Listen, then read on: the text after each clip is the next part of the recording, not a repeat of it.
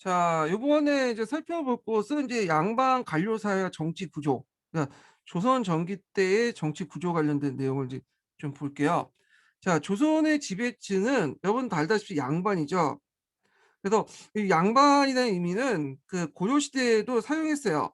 근데 고려 시대 때 양반과 조선 시대 때 양반은 좀 의미가 다르다는 거 여러분들 알고 계시죠?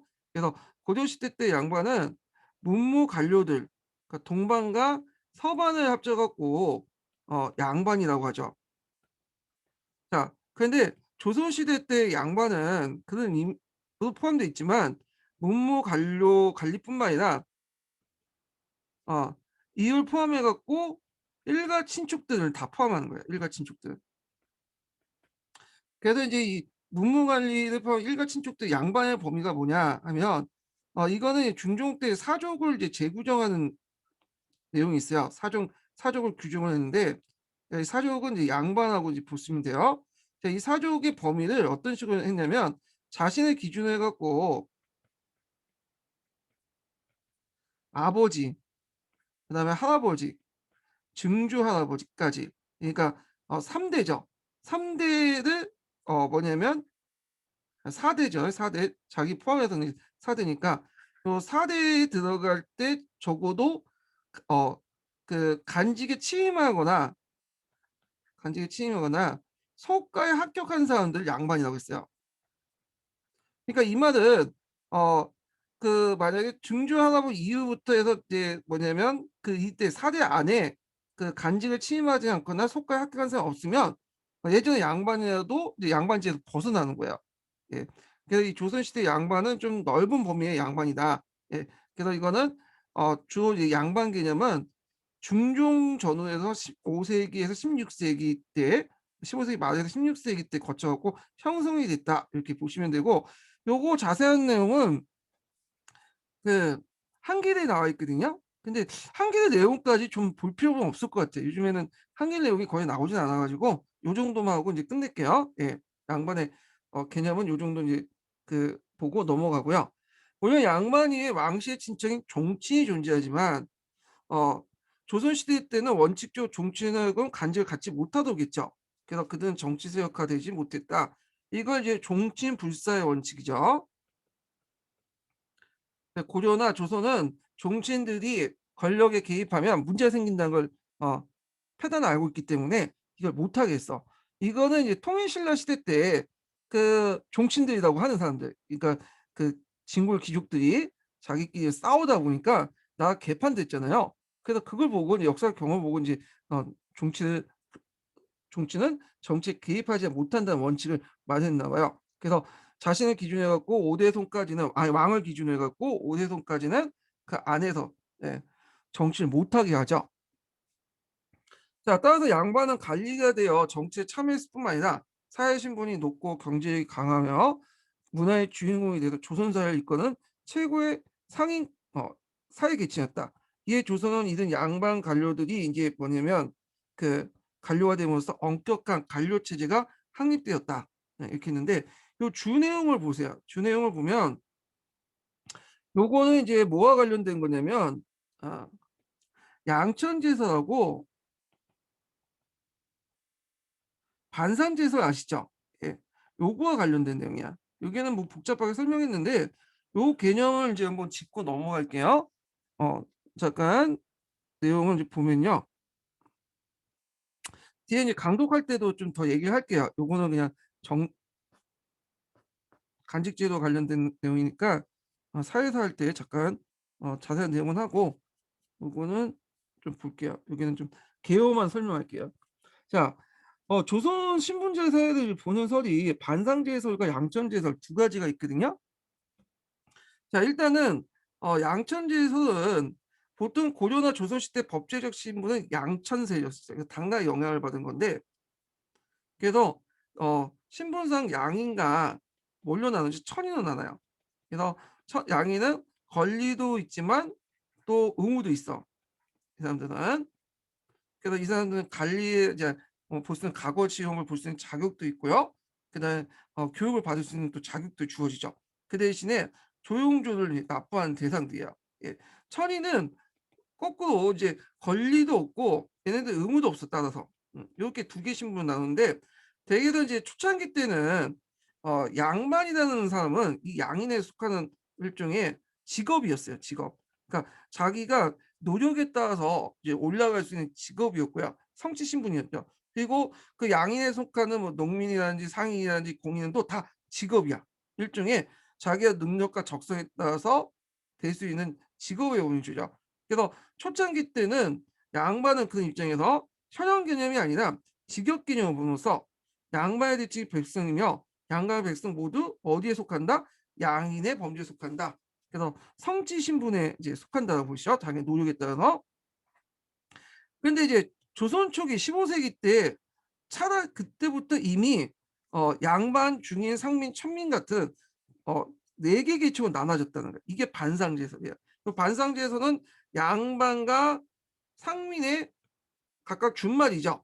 예. 그래서 이미 이제 조선시대 때의 그 뭐냐 신분 제도가 조선 초기 때부터 나타났다. 그것이 계속 굳어져서 세습화됐다. 요런 고점이죠. 그래서 요때 양반 15세기 초반의 양반은 기속 신분이야. 예. 그래서 15세기 초반에 그 조선 사회를 어떻게 볼 것이냐 가지고 반상제설과 양천제설 이렇게 두 가지 설이 있고요. 그리고 그렇지만 이 설의 공통점이 뭐냐면 16세기는 동일해요. 결국에는 이 양천제도 왜냐면 결국에 16세기 넘어가면서 15세기 후반 16세기 넘어가면서 그 반상제도 이렇게 굳어지게 되죠. 예. 그래서 이제 여기에서 이제 볼 때 이제 이 반상제설 좀 기억을 해주시고 그러면 이 반상제설과 양천제설을 각각 15세기 관점에서 누가 주장했냐? 자, 반상제설은 되게 신민사학자들이 주장했어요. 일본 신민사학자들이 주장했다는 거. 요거를 이제 주장함으로써 조선사는 원래부터 이렇게 그 뭐냐면 계급이 고정돼 있는 그 후진된 정치된 사회였다. 이걸 강조해서 이제 그 반상제설을 주장했고 양천제설 같은 경우에는 초기 때는 그래도 자기 능력에 따라서 양반도 될 수 있고 그 어떤 사회였다. 그 유동적인 사회였는데 나중에 15세기 말에서 16세기 넘어가면서 그 사회가 이제 고착화되면서 반상제도 넘어갔다 이런 관점이에요. 예. 그래서 양천제설을 보다 반상제설보다 양천제설이 조선사회에 상당히 긍정적 평가했다는 의미가 있죠. 예. 그래서 근데 이제 책에서는 대부분 양천제설을 따르고 있어요. 15세기 때까지는 그 양반이라는 개념은 직업 개념이지만 나중에 15세기 반에서 15세기 후반에서 16세기 넘어가면서 이게 이제 뭐냐면 양반이 핏줄 개념 아까 제가 말한 그런 개념으로 바뀌었다. 그리고 나서 양반의 원래 같은 지배계였던 양반하고 같은 지배계였던 중인이라는 사람들 중류계층도 요 15세기 후반 때부터 뭐냐 분류돼 나가서 양반 중인들도 얘네들 양반으로부터 차별받으면서 중인한 계층이 형성됐고 이런 이제 의식이 점점 형성되면서 17세기 들어와서 중인이란 말이 이제 뭐냐면 각종 문헌에 등장을 하게 되죠. 그리고 이때 이제 계층 의식도 형성이 되고 자 요런 것들이 양천제설을 좀 기억을 해주시면 될 것 같고요. 요 자세한 내용은 좀 뒤에 있으니까 또 다시 얘기를 해드릴게요. 자 그러면 이제 다시 이제 돌아와서 자, 이러한 양반 체제는 고려의 이제 귀족 사회의 일부 전진한 것이다. 그래서 그것은 조선의 양반이 바로 고려 후기에 대단한 신흥 사대부의 후신이기 때문이다. 조선의 양반은 고려 문벌 귀족 가문의 후광에 힘입어 권을 유지하는 데 단해서 자기 실력을 중요시했죠. 예. 그 문벌 귀족들은 물론 각오도 봤지만 음소도 되게 중요한 역할을 했잖아요. 근데 양반은 각오를 봐야지만 양반 지위를 유지할 수가 있어요. 아까 얘기했죠. 그래서 자기를 포함한 4대까지 그 뭐냐면 과거 시험에 합격해야 돼. 적어도 석과 정도는 합격을 해야 돼요. 자, 그래서 이제 그 관리 등용 방법도 음소보다는 과거를 더 중요시했다. 심지어는 음서, 그 문헌제도 요것도 2품 이상을 받더라도 시험은 봐야 돼요. 근데 이게 시험이 단순히 형식적인 시험이 아니라 상대 반은 떨어뜨리는 시험이에요. 그래서 어느 떨어진 사람도 있었어. 그래서 상당히 실력을 중요시 여겼다. 이때 실력은 유교적인 교양이겠죠. 능력이나. 자, 그 다음에 또 양반이 그 문벌 귀족보다 더 이제 실력이라고 실력 중심 사회를 볼 수 있는 것을 볼 수 있는 게 양반을 통해서 양반은 고려 귀족보다도 문벌 귀족보다도 많은 가문들이 조선 양반을 진출했죠. 그래서 문벌 귀족들은 주로 어디에 거주하고 있었죠? 개성에 집중적으로 거주했어요. 개성. 개성 외에는 문벌 귀족 존재하지 않아요. 근데 조선의 양반은 수도인 한양뿐만 아니라 지방에도 있어요. 그러니까 이 말은 뭐냐면 지배층의 폭이 상당히 넓다는 거야. 예. 그러다 보니까 지배층의 폭이 넓고 그만큼 기득권 세력이 많으니까 이 조선에서는 양반들의 어떤 이런 넓은 지배층에 의해서 바탕으로 해서 굳건하게 500년 동안 유지될 수 있었던 거예요. 예. 자, 그래서 이것은 지배층의 획득 의미로서 개방된 사회 발전 일문을 표시하였다. 물론 이제 조선 사회도 신분제 사회이긴 하지만 고조 사회에 비해서 훨씬 더 개방된 사회였다는 거죠. 상대적으로 볼 때. 자, 이들 양반은 구성된 문반과 무반의 관리들은 관료적 성격이 강했다. 그래서 예전에 이제 고려 사회는 좀 약간 신분적 성격이 강했죠. 근데 이때는 좀 상대적으로 볼 때 관료적 성격이 강했고요. 자, 이들은 정치 기구로서 관료로서 전제 왕권의 정치적, 행정적 실행자로 저희들 지에 있었으며 엄격한 관계주의 질서 안에 형성돼 있었다. 그래서 우리가 조선의 정치 구조 양반 관료 체제의 구조는 여기 있다. 그러면 이제 조선의 중앙 정치 구조나 이제 지방 조직을 보기 전에 제가 한번 그 관련된 내용을 정리 좀 해볼게요. 기본 강의 규제를 통해서.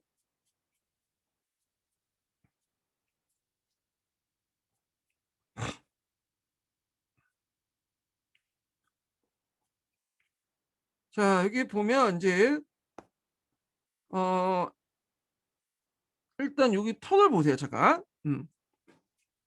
자, 중앙 조직의 제일 위에 있는 사람은 이제 의정부의 이제 영의정부터 해갖고 이제 삼정승이죠. 그래서 백관을 서무 총괄을 하고요. 그 밑에 이제 판선 정 이품 6조가 있고요. 그 밑에 이제 딱가리들 뭐 참판, 참의, 정랑, 자랑 이런 식으로 있어요. 그리고 6조의 업무가 이제 2조, 효조, 예조, 황조, 공조. 이 2조가 제일 높은 단직이고 그래서 이제 이런 식으로 이제 쭉 있고요. 그다음에 그 밑에 뭐 청간, 지간, 추간 이거는 주례에서 이제 갖다 붙인 거야. 그 명칭은. 자, 그래서 이조의 역할은 뭐 인사, 국가, 뭐 호조는 재무, 조세, 예조는 의례, 고례, 교육, 외교, 병조는 군사 업무, 형조, 뭐 경조 이렇게 있고요. 그다음에 이제 여기에서 이제 좀 보면 여기에 관련된 아문하고 사가 있어요. 그래서 고려 시대 때는 각각의 그 육조마다 어, 사사가 있어. 그리고 관련된 간청인 아문이 있죠. 그래서 사사 아문으로 이렇게 구성이 있다. 이렇게 보시면 되고요.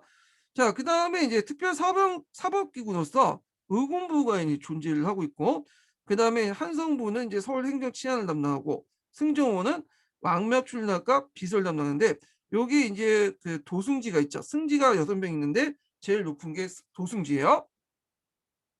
그다음 3사가 있죠. 3사는 홍문관, 그다음에 사원부, 사관원 이렇게 있고요. 그다음에 이제 여기 보시면 이제 각각의 업무가 있죠.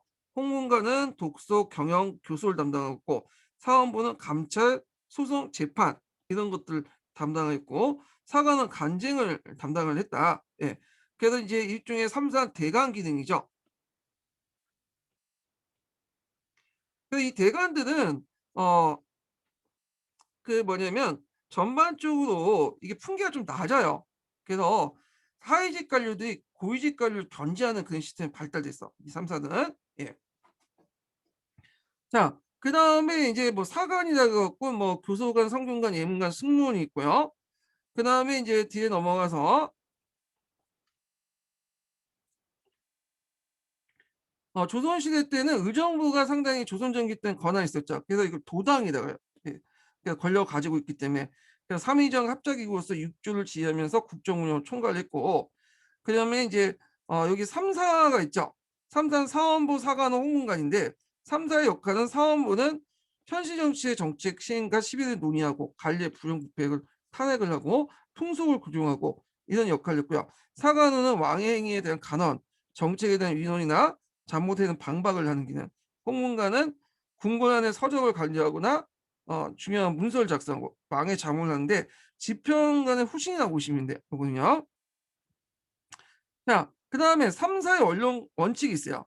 예, 그래서 풍문거액, 뭐 불문억은 그다음 피형, 원희 우형이 있는데 요런 것들은 이제 뭐냐면 법적으로 주어진 게 아니라 이 당시 이제 3 사가 인제 그 홍구세력을 견제하기 위해서 성종 때부터 간행적으로 인제 뭐냐면 형성됐던 거예요. 풍문거액이란 거는 그 당시 인제 산림세력들이 홍구세력들의 견제를 하기 위해서 만들어졌는데 비리를 규칙할 때 소문을 듣는 사실을 근거에 탄핵을 한 거죠. 지금은 이제 거의 허위사실 유포 요런 거에 해당해도 뭐냐면 허위사실에 입각해서 탄핵을 할 수 있다. 예 이렇게 이제 권한을 준 거죠. 불문어고는 그 허위사실이 그러니까 이게 말이 어디 있는지도 근거를 밝히지 않아도 돼. 예.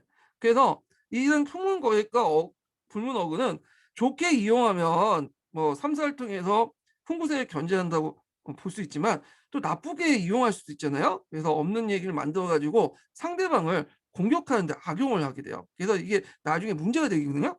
그다음 피험은 뭐냐면 이거는 권한보다는 좀 약간 3 사의 간원들에게 책임을 지는 것인데 근데 실질적으로 또 이것도 하나의 명예 욕구에서 나온 거예요. 이게 뭐냐면 자기가 뭔가 의심을 받잖아요. 의심을 받으면 예를 들어서 작은 허민을 받으면 이게 혐의가 거짓일 수도 있고 진실일 수 있죠. 그러면 거짓이면 그에 대해서 "내가 이런 혐의를 잘못됐다." 이렇게 말할 수 있는 거 아니에요? 근데 그 혐의가 비록 거짓이라도 그걸 받는 즉시 혐의를 받는 즉시 잘 물려놔야 돼. 이게 간행이야. 왜냐하면 그 혐의를 받았다는 자체가 자기가 부족의 소산이잖아. 자기가 어느 덕이 많고 그럴 경우에는 평상시에 인제 잘 인간관계도 좋아 이러고 하면 혐의를 받지 않겠죠. 그래서 성리학적 가치관에 따라서 비록 그게 뭐냐면 사실이 아니더라도 내가 이 피험을 받는 것 자체가 내가 부족한 소치이기 때문에 당연히 물려놔야 된다. 이런 식으로 물려난 것이 피험인데 말이 좋아서 이게 피험이지 그 당시 3사 간원들이 대개 보면 인제 간직 기간이 올 많지가 않아요. 길어봤자 3 개월 짧으면 한 달 이 정도가 물려나거든요.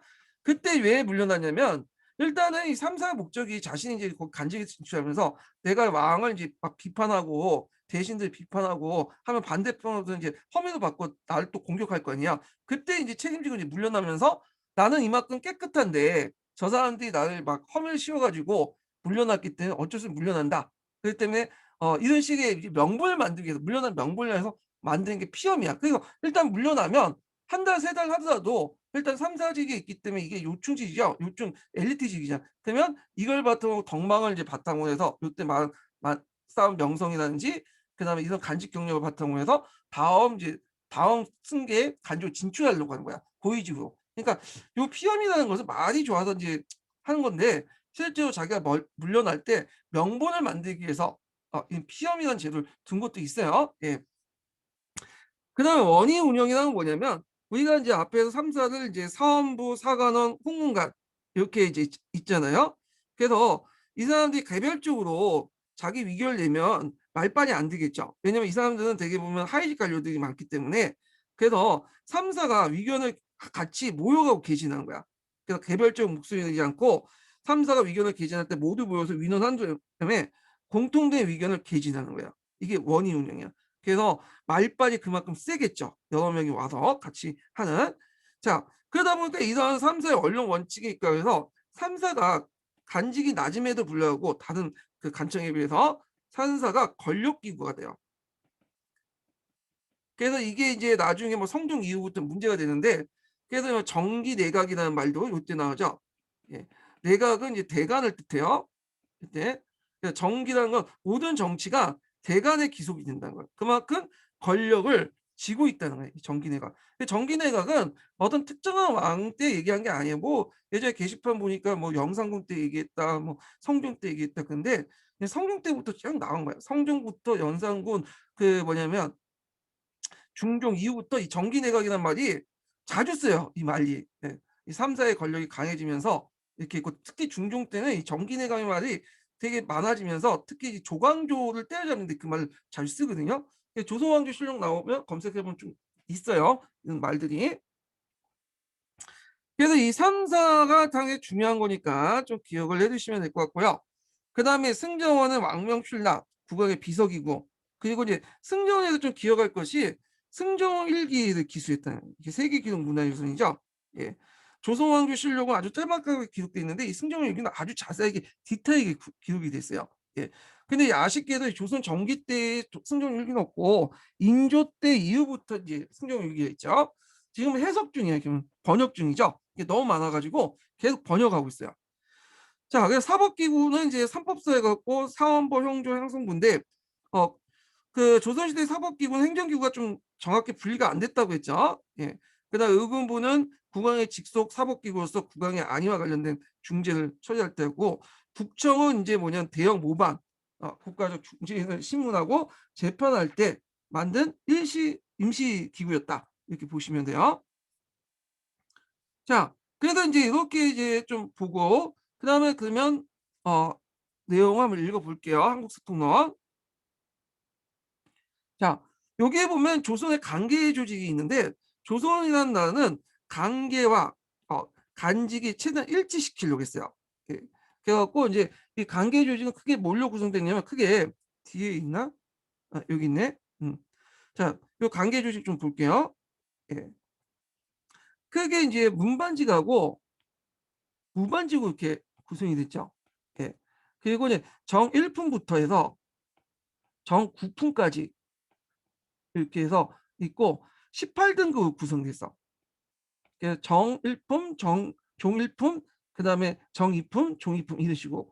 그다음에 유품 이상은 다시 그 안에서 상품, 하품으로 이렇게 구분돼. 그러니까 총 몇 개의 개선이냐면 30개로 구성이 돼 있어요. 30개로 계층화 됐다. 예. 이렇게 이제 보시면 되는데, 자, 그래서 이제 이렇게 하는데 여기에서 이제 나누는 부류가 있어요. 일단은 크게 이제 뭘로 나누냐 하면 그 기준을 볼 때 정일품에서 종육품까지의 계열을 이렇게 구분해요. 종육품. 네. 여기 있죠. 그래서 이제 이렇게 해서 여기까지가 이제 뭐냐면 당상간이고 여기 밑에가 당하간 이렇게요. 당하간인데 이거 당하간도 다시 구분하죠. 그래서 여기에서 여기 그 정육품까지 위에는 이제 뭐냐면 정육품 위에는 종육품까지는 참상간이라고 하고 여기는 좀 밑에는 참하간이라고 하죠. 예, 참산 탐하간으로 이렇게 구분한다. 당하간을. 예. 그래갖고 이제 이렇게 크게 구분하고요. 또 하나의 또 구분이 있는데 종사품하고 종오품 간의 어떤 구분이 있어요. 이거. 자, 요 선을 기준으로 해갖고 여기 이제 보면 대부라고 간직 있죠. 대부. 문간직에 보면 대부라고 하고 그다음에 여긴 랑이라고 하잖아요. 예. 이 구분이 있고 그다음에 이제 여기 있고 무간직 같은 경우는 여긴 장군이라고 하죠. 장군. 그다음에 여기는 위라고 하죠. 교위라고 하죠. 이런 식으로 또 구분을 내. 예. 그래갖고 이렇게 종사품과 종오품, 대부와 양을 보는데 대부는 예전에 준하에서 경대부급에 해당하고 양은 사에 해당하죠. 예. 이런 식으로 크게 두 개의 계급을 구성한다. 그래서 당상간과 당하간, 이거 당하간을 참상간과 참하간, 그 다음에 두 개는 또 아까 심에 그 대부와 양 이런 식으로 구분이 된다는 것 좀 기억을 해두시면 될 것 같아요. 자, 그러면 다시 이제 그 관련된 통론 내용을 앞에서 이제 좀 읽어볼게요. 자, 조선의 관료는 누구나 관계 조직에 편입됐고 이때 관료의 풍계는 정 1품에서 종 9품까지 18등급이 있고 6품 이상은 각 등급마다 다시 상과 하로 구분돼서 총 30개 계서로 구분됐다. 그래서 두 개의 큰 이제 기준점이 있는데 이 개선을 넘는데 승진하는데 많은 제한이 있다. 즉 정상품 상위 이상을 당상가, 하위 이상을 이제 참 당하라고 하고 육품 이상을 창상, 참하를 이렇게 해서 각각 구별했던 것이다. 자, 그래서 이제 이 가운데 당상간이라면 중심으로 해서 중요 정책을 결정하고 그 다음에 관찰사가 될 수 있으며 참상간 이상이어야지만 목민간 수종으로 나갈 수 있다. 그래서 당상간은 주요 간서를 책임자를 지는 것은 물론이고 그밖에 잡당, 간청의 장도 제조단 이름을 겸했는데 이 제조라는 걸 좀 기억을 해두세요. 자, 제조라는 것은 뭐냐면 겸직제라고 보시면 돼요. 조선시대 때는 각 간청의 장은 원칙상 당상간이 맡게 돼요. 당상간. 근데 이 당상간이 그렇게 많지가 않아요. 수가. 예, 수가 적죠. 예. 근데 이제 이 또 당상간도 월급이 많아. 녹봉이 많기 때문에 모든 관청에 당상관을 박아둘 수가 없어. 최고 장으로서. 그러니까 주요 관청에는 당상관을 두지만 주요 관청이지 않은 곳에는 뭐냐면 겸직제를 해갖고 뭐냐면 당상관이 겸직을 하죠.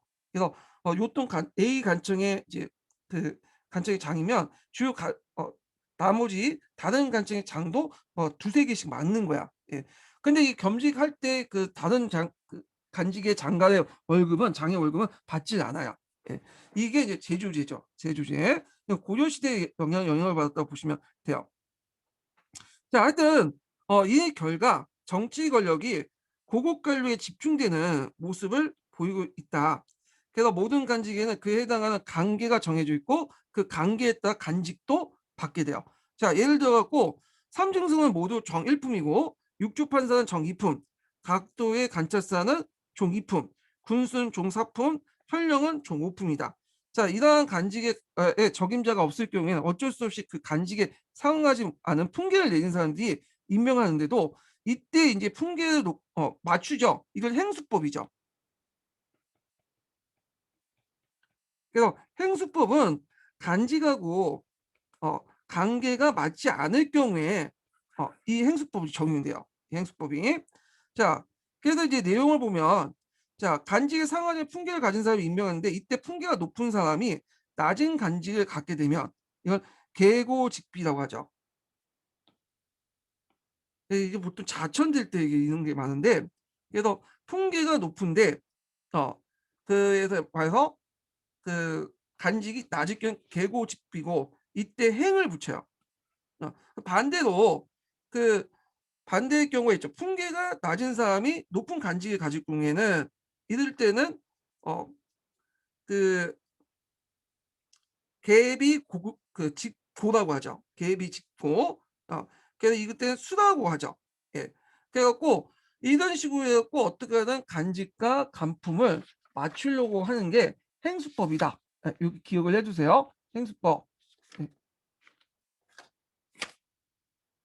자, 그래서 이제 예를 들어갖고 종일품 승정대부가 정이품 이조판사를 이제 임명을 했어요.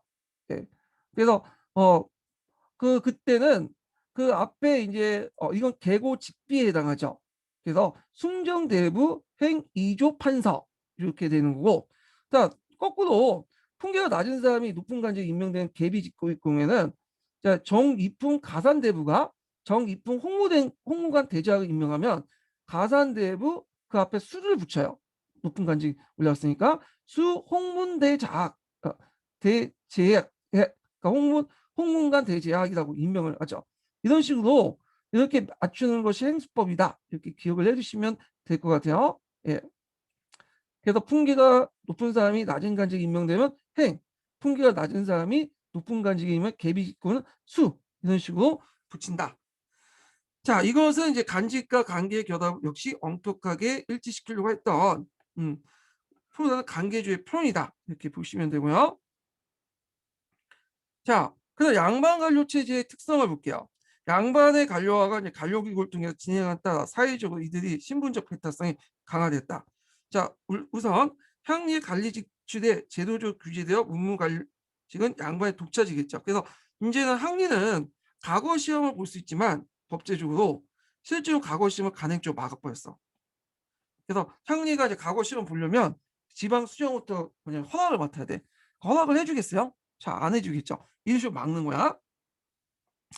그래서 양반의 이제 신분도 세습되면서 교원도 이들 내에서 향해졌고 거주구역도 서울은 남촌과 북촌. 그 남촌은 주로 이제 남산 밑에 사는 근데 가난한 양반들이 많이 살았던 곳이고요. 북촌은 이제 주로 부자 좀 건세 있는 양반들이 많이 살았던 거야. 그리고 이게 이제 남촌과 북촌에 있는 중간촌에 살았던 사람을 중인이라고 하죠. 보통 지방은 성밖에 정해져 있었다. 자, 이와 같이 그 양반은 지배층으로서 특권을 확보하고 이들 세습적으로 이어나가서 나가면서 다른 신분과 구별을 엄격히 했다. 자, 이와 같이 조선의 양반 사회는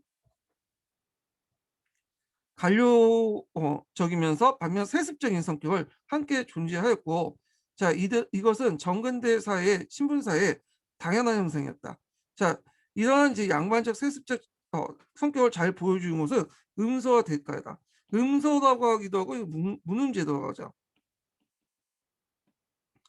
그래서 조선에서는 과거제도가 강화되어 관료제 성격이 어, 그 강해진 건 사실이나 비록 고려 시대보다 그 범위가 축소되었지만 그 여전히 음서제도가 어, 있어 공신과 상품 이상의 고관의 자손 및 주요 간부의 경력을 가진 그 관리자에게는 음서의 특권을 베풀어주고 했다.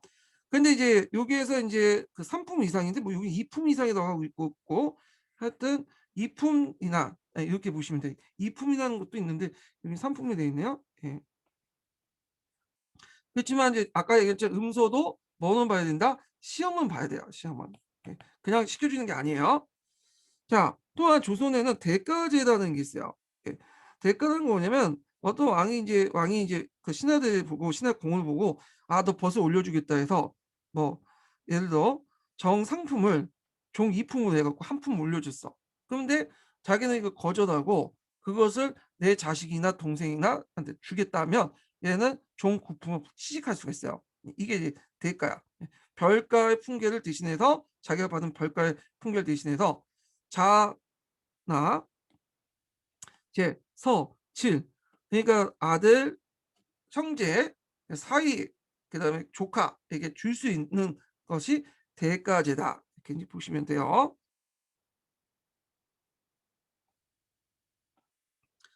대가를 실시할 수 있었으니 조선시대에는 국가가 경사나 큰 행사를 치른 뒤 백간에서 별가의 응전을 자주 베푸는데 한 가문에 형집 관료가 있으면 그 친족들은 아무리 노력 없이 대가 활동에 상계를 받을 수 있는 혜택이 있다. 근데 주의할 것은 요때 받은 지위는 실직이 아니에요. 명예직이에요.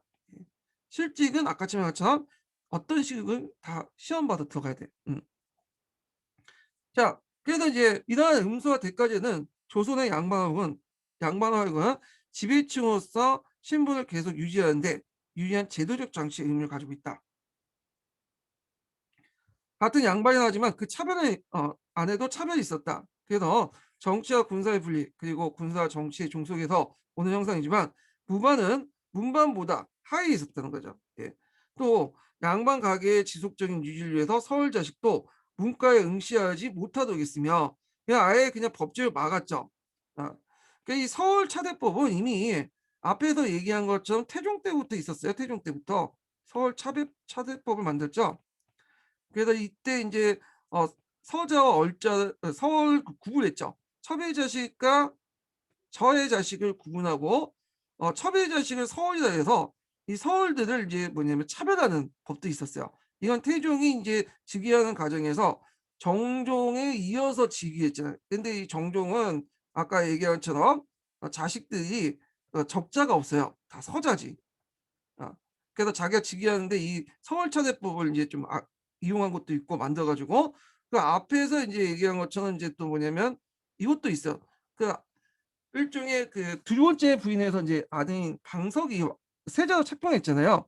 그러니까 엄미만 두 번째 부인은 엄미면서 이성계의 두 번째 부인은 이 사람 첩이 아니죠. 근데 얘를 첩으로 본 거야. 첩을.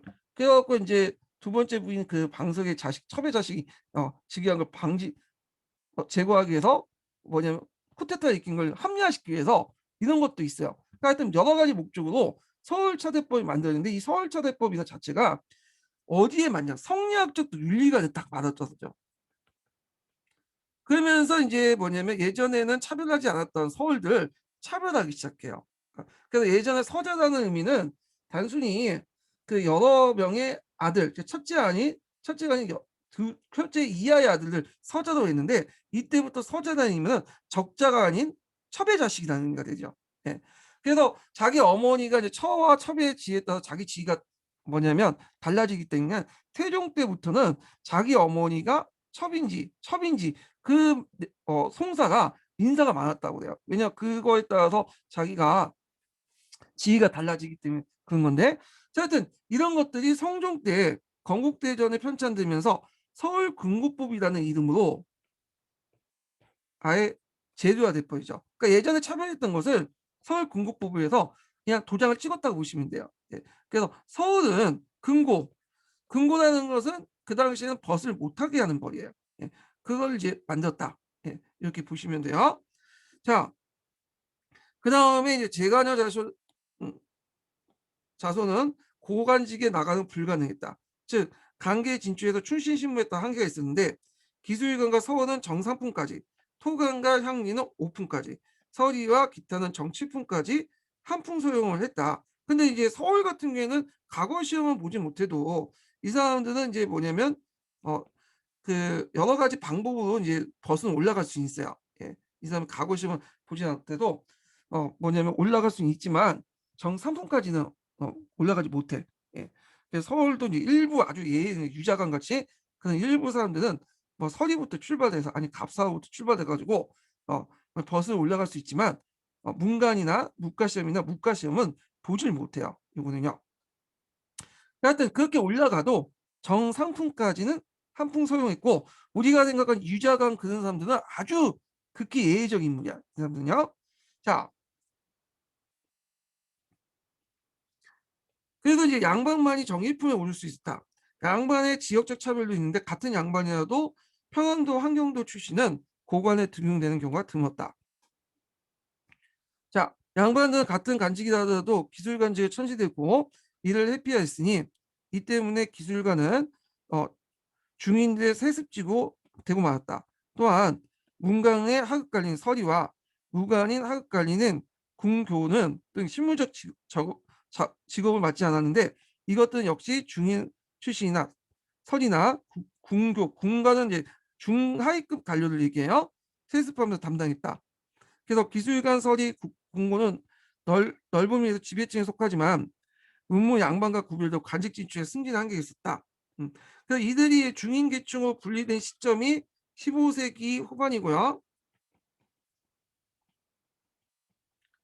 그 다음에 중인으로 분류된 중인이나 명칭이 사용되기 시작한 건 17세기 들어왔다. 이것도 같이 기억을 해두세요. 이것도 기초에 나왔던 거죠. 자, 그래서 이제 이렇게 이제 한번 봤고요. 제가 이제 좀 잘못 설명하는데, 어, 이때 당상간에 아까 지금 말을 잘못해갖고 당하간에 창상과 창하가 나눈다는 게 아니라 당상간 다음에 여기 기준으로 해갖고 정산품 이렇게 상하 기준으로 해갖고 통종대부와 통호대부 기점으로 해갖고 여기가 당상간이고요. 종상품 이상까지는 여기에서 여기까지가 당하간. 그 다음에 여기에서 이제 정칠품 여기까지가 창상간. 여기가 창하간이에요. 제가 말하다가 실수한 것 같은데 당상간, 당상간, 당하간, 창상간, 창하간 여기 4개 등급으로 나눠지는 거예요. 예. 요거 좀 수정해서 좀 들어주시고요. 자, 그 다음에 이제 뒤에 넘어가서 문무관 인원수가 무반 820명, 무반이 4,000명 정도지만 정치 권력은 소수의 고급 관료들이 독점하였고 국왕의 전제권이 강력하였다. 따라서 일반 관리들은 물론 유생들에게도 자신의 의견을 상소하고 진화할 기회를 부여하고 있으나 그는 항상 국왕에서 개별적으로 일방적으로 처리되었다. 신문구가 설치됐으나 이 신문구는 세종 때 처음에 설치했다고 그래요. 그래서 이 신문구를 왜 설치했냐면 그 당시에 이제 그 태종이 왕권을 강화하려고 했잖아요. 그러니까 자기 반대했던 세력들을 이제 제거하려고 이렇게 이제 설치했는데 이게 나중에 이제 좀 악용을 하게 돼요. 주로 뭘 하냐면 그거보다는 그러니까 자기가 원하는 것은 좀 자기가 대항하는 사람들 처벌하기 위해서 신고들 들어오기를 바랬는데 막상 신고 내용을 보면 노비 소송 관련된 내용. 예. 그 다음에 양 저기 와서 지방 간 어떤 부정부패. 그러니까 하도 이게 신문을 올리다 보니까 결국엔 신문가 나중에 폐지돼요. 물론 나중에 또 영조 때 부활되고 막 그러지만 하여튼 이렇게 해서 이제 했지만 실질적으로 운영이 잘 안 됐다는 거. 자, 그래서 이제 다분히 형식적이고 덕질 표현일 뿐이고 실질적인 운영을 기대할 수 없었다. 이렇게 보시면 되고요. 자, 정치 기구를 볼게요. 자, 세조 때 편찬하기 시작하여 1474년에 반포된 건국대전에는 조선 왕조의 관료체제와 사회구조가 명시되어 있다. 자, 그래서 건국대전의 기준으로 이제 보면, 자, 건국대전에 의하면 조선의 통치기구는 크게 중앙과 지방으로 구분되고요. 다시 동반과 서반, 동반은 문관, 그 다음에 서반은 무관이죠. 자, 중앙의 정치기구는 의정부 6조를 기본하였고 의정부는 영의정, 자의정, 의정 합작하는 기관으로서 백간의 선물 총괄했고요. 자, 6조는 이호형 병형 공조를 얘기하죠. 여기는 좀 홀칭 볼때 부가 아니라 조죠. 제후기 때문에 그런 거고. 그 다음에 여기에서 이제 보면 병조가 예전에 고려시대 때는 여기가 있었죠. 근데 여기 뒤로 들어가 있어. 서열상. 예. 그리고 실제 정부를 부담했다. 원리상 6조는 그 의정부 산하에 예속된 것이지만 실제는 왕권 강화에 따라 6조 직계제가 확립되면서 실무 처리 권한이 강화됐고 의정부는 국왕의 자문기관에 머물렀다. 요거는 이제 의정부 서사제가 실시됐던 게 아니라 6조 직계제가 실시됐던 의미예요. 예. 자, 이러한 의정부와 6조의 관계는 조선의 정치체제에서 관료적이라는 것을 나타난 것이다. 또 왕명을 출람한 기관으로서 승조원이 존재하고 있고요. 그 다음에 이들은 국왕의 비서기관으로서 역할을 했다. 승정원은 보통 이제 승지가 6명 있죠. 승지가 각 그 부서의 자문기관처럼 자문기관 승지로서 6승지가 있어. 예. 이 승지가 있고 6명의 승지는 이호, 예병, 형, 공조 각각의 자문 역할을 맡고 있고요. 그 다음에 이 승지를 총괄한 사람이 도승지죠. 그 사극에 많이 보는 도승지가 여기에서 이제 말하는 건데 이런 승조원이 있다는 거.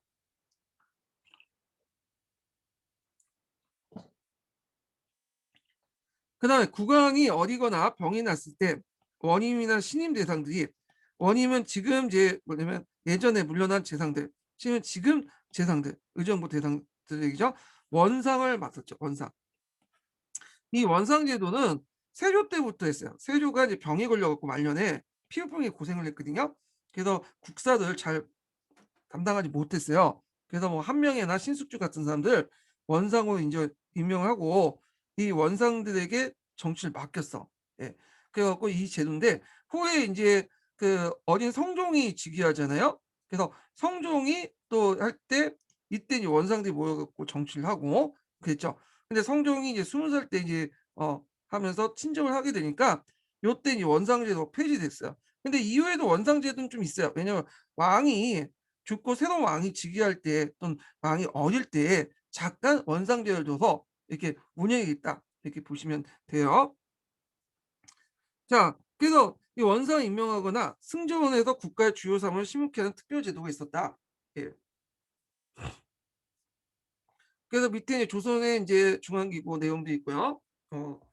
쭉 보면 자, 이들 국왕과 의정부 6조 행정계통을 견제하는 기구로서 언간이 사원부나 사관원, 홍문관 등이 있었죠. 이게 3사라고 하죠. 이 가운데 사원부는 시정의 득실을 논하고 백관을 규찰하는 풍속을 교정하는 감찰기구로서 관리에 임명해서 그의 신분, 경력 등을 조사해서 가부를 승인하는 서관권을 가지고 있었어요. 예, 사원부는 사원부뿐만 아니라 사관원도 가지고 있었죠. 이 서관권은 사관원도 가지고 있어요. 그래서 사원부 사관을 양사라고 하죠. 양사. 근데 이제 고려시대 때도 서경권이 있었잖아요. 근데 고려시대하고 조선시대는 차이가 있어요. 서경권에서. 고려시대는 정관리를 대상으로 고위직 관료뿐만 아니라 하위직 관료 다 했는데 그 조선시대 때 서경권은 어디만 적용되냐면 오품 이하에만 적용돼. 그리고 오품 이상은 서경권이 행사가 안 돼요. 오품 이하의 관리들만 임명할 때에 그는 어떤 신분이나 경력 같은 걸 조사 가부를 결정을 승인할 수 있어요. 이게 서경권 오품 이하만 적용된다. 네, 행사할 수 있다. 이렇게 이제 보시면 되겠죠. 자, 그래서 사관원은 왕에 대한 간쟁이나 농박을 담당하는 기관이죠. 예. 그래서 이제 사원과 사관 합쳐서 대관이라고 하고 또 양사라고 하는데 여기에 또 플러스 되면 홍문관도 포함돼요. 홍문관은 엄밀히 말하면 이제 그 대관은 아니지만 실제로 같이 움직일 때는 사원부나 사관원 그다음 홍문관이 같이 움직여. 그래서 앞에서 원위 운영이라고 하죠. 같이 운영해 갖고 했기 때문에 넓게 보면 이 홍문관도 뭐냐면 그 3사의 대관에 포함된다. 기억을 해두시고요. 자, 그리고 인제 앞에서 뭐 사원부, 사관원 이렇게 이제 홍문관 이렇게 지책을 나눴잖아요. 근데 이거는 건국대전에 나눈 지책이고 실질적으로는 사원부, 사관원, 홍문관이 같이 움직이기 때문에 서로 같이 했다고 보시면 돼요. 서경권도 같이 행사했고 뭐 그 당시 감찰권도 같이 하면서 이게 서로 인제 뭐 같이 했다. 간행적으로 이렇게 보시면 될 것 같고 이는 국왕 관료에 대 규제 기관으로서 때때로는 국왕과 양반 관료 혹은 양반 내부의 갈등이 이 기관을 통해 노정되기도 하였다. 자, 그래서 인제 요 기관들은 인제 왕권을 견제하는 역할도 했지만 양반 내에서 다른 파를 공격하는 데 이용했죠. 이런 것들이 후대에 더 많이 돼요. 그래서 원래는 이 3 사들에게 이런 여러 가지 권한을 준 것도 고위직 관료들을 인제 견제하려고 했는데 중종 이후부터 인제 사색 당파에 빠지면서 뭐가 문제가 되냐면 이 3 사의 권력을 악용하는 정치 세력들이 등장을 해요. 그래서 이 정치 세력들이 이 3 사에 진출해서 이 권력을 악용해 갖고 지네끼리 치고받고 싸우니까 이게 이제 마음에 안 든 거죠. 그래서 조선 후기 때 들어가면 이제 왕들이 점점 이 3 사의 권을 없애는 방향으로 하고 그리고 고위직들이 권력이 집중되게 돼. 이게 이제 비변사가 이제 뭐냐 권력이 집중되는 경향이 나타나게 되죠. 그래서 조선 전기 때는 공론이라는 것들이 되게 3 사를 중심으로 주를 했거든요. 근데 조선 후기 때는 공론은 되게 비변사를 중심으로 인제 형성이 돼요. 예.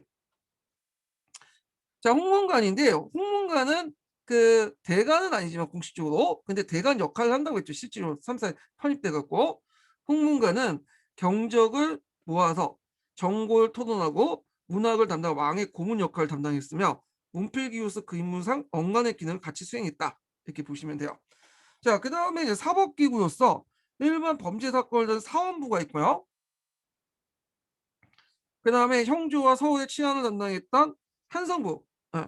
그래서 인제 이거는 형조와 함께 삼법사라고 하죠. 자, 역시 삼법기구의 사법기구의 핵심에 있는 것은 의군부였다. 자, 의군부는 고전 말 국왕의 근위병 같은 군시도 있던 순군부가 수차례 개표를 통해서 걸쳐 이루어진 국왕 직속 사법기구로서 대역, 모반 등 국가 및 국왕 안위에 관련된 중재를 처리했다. 또한 왕명으로 모반이나 대역 등 국가의 어떤 중재인, 심판 재판을 하기 위해서 임시로 특별히 국청을 설치를 했고 중기 이후에 상사가 됐다.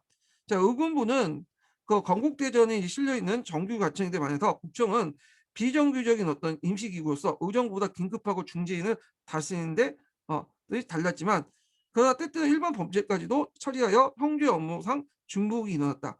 자, 이 밖에 일반 범죄 사건 사원부와 형조 그리고 서원의 친화를 담는 한성부가 간장을 했고요. 그다음에 사관이라고 인제 뭐 문헌 관련된 기록들이 담당 기관들이 있어요. 그래서 경전의 간행을 관장한 고소관, 고등무관의 양성기관인 성균관, 국왕의 교수를 제청한 예문관, 외교 문서를 작성한 숙문관 이걸 통틀어 이제 사관이라고 하죠. 자, 또한 역사의 기록을 편찬한 춘추관이 있는데 자, 여기에서 이제 춘추관이 있고 왕이 죽으면 이제 임시기관을 춘추관 밑에 실록천이 형성돼요. 그래서 이 실록청에서 조선 왕조 실록을 작성하죠. 그 내용들 같이 기억을 해 두시면 될 것 같아요. 자, 그러면 관련된 내용을 한번 교과서에서 읽어 볼게요. 네, 22 페이지 펴 보세요. 네.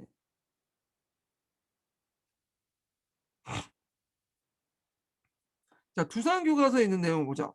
왕권과 신권을 조화하게 하다. 자, 조선은 유교 정치를 지향하는 왕권과 신권을 조화를 이루도록 구조를 편제했다.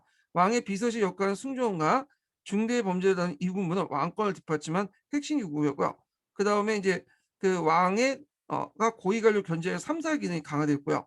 왕에게 진언을 주로 담당하는 사관원, 그리고 관리 감찰을 하는 사원부 대관이라 있고 관리 임용에 관여하는 서관권을 행사했다. 자, 홍문관은 학문적 연구를 토대로 정책 결정을 하거나 자문하거나 경영에 참여하게 되었다. 또한 도덕에 기반을 한 유교적 그 국가의 문물을 갖추기 위해서 역사를 편찬하는 춘추관과 최고 유학 교육기관인 성균관을 이제 설치했다. 이렇게 보시면 되죠. 자, 그다음에 이제 여기에서 이제 근무 성적이 나쁜 관리들을 퇴출하다 이렇게 있는데 자, 여기는 나와 있지 않지만 좀 약간 이거 설명할게요. 요거는 뒤에 그 통론 포샘에 있는 내용인데 잠깐만요. 보통 이제 근무 성적에 따라서 이제 나누는데 이게 어딨어? 여기는 안 적어 놨네 내가. 예. 네, 설명을 여기서 적으면서 해야 되겠네요. 예. 자, 뒤에 이제 얘기하겠지만 이거 풀셈에 있긴 있지만 고가라는 걸 해요. 고가. 자, 고가라는 건 뭐냐면 당상가가 그다음에 그 지방의 간청의 그러니까 그 간청의 최고수장 제조 간이 6개월마다 하는 거야. 6개월마다. 6개월마다 하는 건데 1년에 두 번 하는 거죠. 6월 15일하고 그다음에 12월 15일 날 해요. 두 번 해서 그 당시 당하관 이하의 관료들의 근무 성적을 평가를 하는 거야. 네. 그래갖고 이걸 이제 왕에게 보고를 하죠. 왕에게. 예. 그래서 대개 보면 경관은 이조와 병조가 주도하고요. 외관은 지방은 관찰사가 작성해서 왕에게 보고를 해. 두 번을 고가라고요. 그래서 당상과 제조가 그 제조가 6개월마다 이게 뭐냐면 당하관 이하의 관리들 평가하는 걸 고가라고 하는데 자, 이 고가 성적에 따라 뭘 하냐면 포폼을 해요. 자, 포폼을 했는데 그간에 매년 2차례 이제 고가를 바탕으로 자급을 등급을 올려주거나 승진하거나 자천시켜주는 거야. 예, 승진과 자천을 하는 것이 포폼이다. 이렇게 보시면 돼요. 자천이라는 것은 풍계를 그대로 준 채, 관계를 그대로 준 채 직을 낮추는 것이요. 그래서 이제 행수법에 보면 그 계비직고라는 게 있어요. 그러니까 계고, 그러니까 계비직고,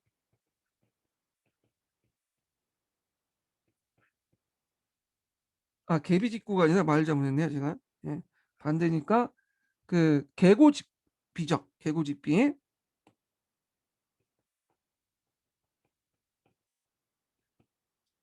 자, 아, 잠깐 제가 헷갈려가지고, 제가 잘못했어요. 아까 전에 그 말이 맞아요. 이게 헷갈렸어, 잠깐. 예. 그래서 그 앞에 이제 얘기한 것처럼 그 계비직고라는 게 있어요. 계비직고, 예, 이게 맞아요. 예, 제가 헷갈려서 죄송합니다. 예. 자, 이 계비직고라는 것은 그 풍계가 낮은 데 비해서 뭐야? 직이 높은 사람들 맞죠? 그래서 이제 이걸 냈는데 요렇게 이제 앞에서 물 붙인다고 술을 붙인다고 했잖아요. 이럴 경우에 자천될 때 이제 포품 성적이 별로 안 좋을 때 이 계비직고에 처해지고 요때 나갈 때 이제 술을 붙여. 앞에서 얘기한 것처럼 뭐 종이품 가산대부가 정기품 홍문대사로 제하고도 이제 임명돼서 그 할 때 이렇게 이제 그 하죠. 자, 그래갖고 이제 이렇게 좀 기억을 해주시면 될 것 같고요. 예. 정일품 승정대부가 정이품 이주판사 임명할 때 뭐 그렇게 이제 하겠네요. 예. 자, 하여튼 이런 계비직고 당시에 자천 행사할 때 이제 이렇게 한다 이렇게 좀 기억을 해두시고 자, 그 다음에 아이고 관련된 내용을 한번 읽어볼게요. 자,